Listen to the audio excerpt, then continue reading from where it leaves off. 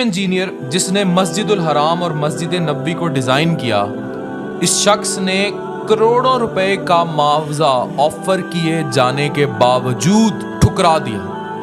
یہ وہ شخص تھا جس کو سعودی عرب کے بڑے بڑے شیخ، بڑے بڑے امیر کئی اربوں ڈالر کی تنخواہ آفر کیا کرتے تھے، معاوضہ آفر کیا کرتے تھے، کیونکہ یہ شخص انتہائی قابل آرکیٹیکٹ اور انجینئر تھا۔ یہ ایک مصری تھا جس نے ظاہری دنیاوی نمود و نمائش سے دور رہ کر اپنی جنت بنانے کی ٹھانی۔ یاد رکھیں یہ مصر کی تاریخ کا سب سے کم عمر شخص تھا جس نے ہائی اسکول سرٹیفکیٹ حاصل کیا، پھر رائل کالج آف انجینئرنگ سے، جو رائل کالج تھا ان کا، اس سے سب سے کم عمر طالب علم جس نے گریجویشن کی ڈگری لی، پھر یورپ میں اسلامک آرکیٹیکٹ میں اس نے 3 ڈگریاں حاصل کی۔ اس کے علاوہ وہ سب سے کم عمر نوجوان تھا جس نے بادشاہ سے نائل، سکارف اور آئرن کا خطاب حاصل کیا۔ یہ سب اس انجینئر کو خطابات دیے گئے۔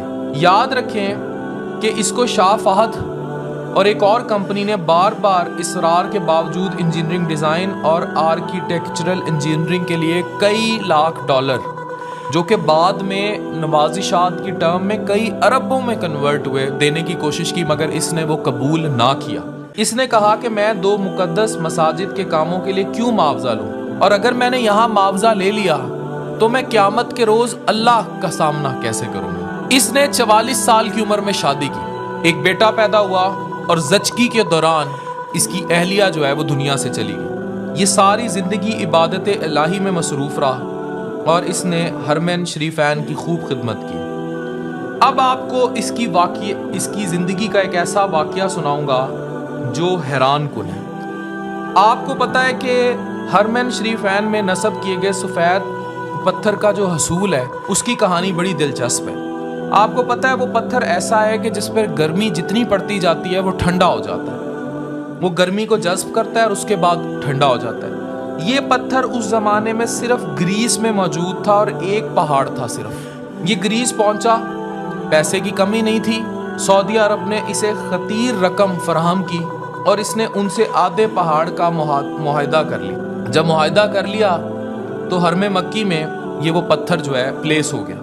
15 سال بعد سعودی حکومت نے مسجد نبوی میں اس کو ایسا ہی پتھر نصب کرنے کے لیے کہا۔ ڈاکٹر صاحب بہت ریسرچ کے بعد پریشان ہو گئے کہ یہ پتھر سوائے گریس کے اس پہاڑ کے کہیں اویلیبل ہی نہیں ہے۔ یہاں اللہ کی مدد شروع ہوتی ہے۔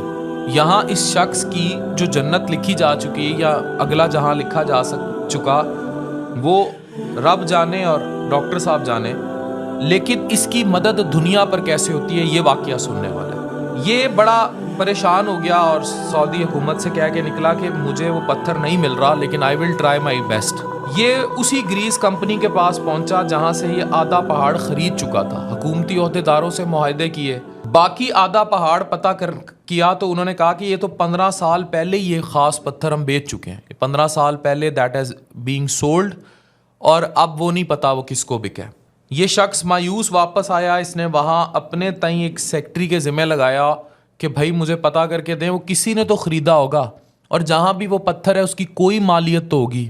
یہ واپس لوٹ رہا تھا۔ یہ اس کی زندگی کا بڑا زبردست واقعہ ہے کہ اس کو کال ریسیو ہوتی ہے اسی کمپنی سے اور وہ کہتی ہے کہ آپ واپس آ جائیں، ہم آپ کو بتاتے ہیں، ریکارڈ چھانا ہے کہ کس نے خریدا ہے۔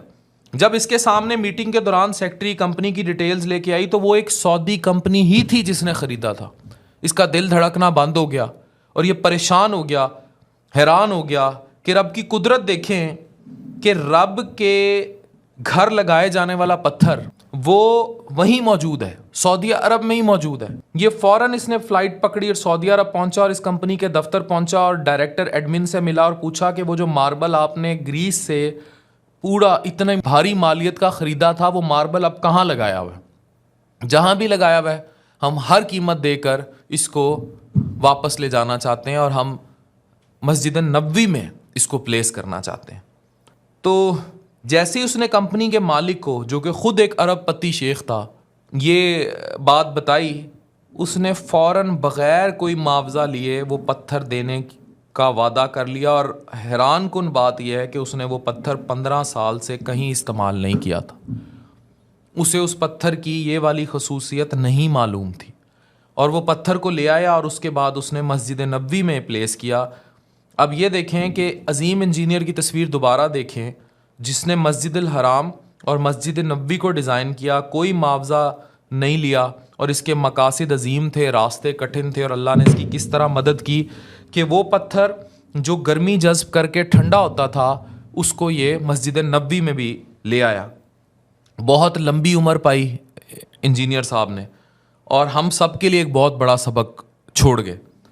یہ یاد رکھیں کہ ایک دنیا وہ ہے جو ہماری آنکھ دیکھتی ہے، ایک دنیا وہ ہے جو ہماری آنکھ نہیں دیکھ رہی، اور وہ دنیا اللہ کی دنیا ہے، اور وہ دنیا اس دنیا پر بھی موجود ہے اور دوسرے جہاں پر تو ہے ہی۔ تو یہ یاد رکھیں کہ جب آپ اللہ کی راہ میں نکلتے ہیں، now he is very famous engineer, you may search it anywhere, he is one of the most famous persons in the history of Islamic architect. آپ لکھیں ہو is doctor Kamal Ismail, engineer محمد کمال اسماعیل۔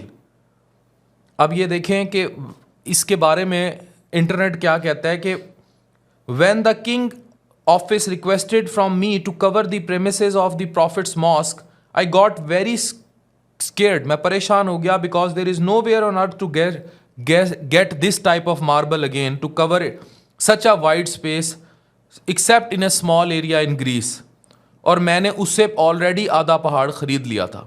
تو یہ story موجود ہے، آپ اس کو verify بھی کر سکتے ہیں، پڑھ بھی سکتے ہیں، یہ ساری ڈیٹیلز میرے ایڈیٹرز نے لگا دی ہیں۔ آپ یہ دیکھیں کہ کس طرح اللہ اپنے بندوں کی مدد کرتا ہے جو اس کے لیے اپنی زندگی وقف کر دیتے ہیں۔ اس شخص کے پاس درجنوں اعزازات ہیں، یہ نہیں چاہتا تھا دنیا اس کو دیکھے، یہ صرف حرم کی خدمت چاہتا تھا، اس نے وہ خدمت بھی کی، اللہ نے اس کی خدمت کو امر کرنے کے لیے اس کی مدد بھی کی۔ اور یہ ایک واقعہ کہ کس طرح وہ سفید پتھر 15 سال پہلے ہی کسی اور سعودی نے خرید کر رکھ دیا کہ 15 سال بعد ڈاکٹر صاحب آئیں گے اور یہ پتھر اس سے خریدیں گے اور مسجد نبوی میں نصب کریں گے، جبکہ اس شخص کو خود خریدنے والے کو، اتنا مہنگا پتھر ماربل خریدنے والے شخص کو اس کی افادیت تک معلوم نہ تھی۔ یہ اللہ کا راستہ ہے۔ ڈاکٹر عفان کیسر سائننگ آف۔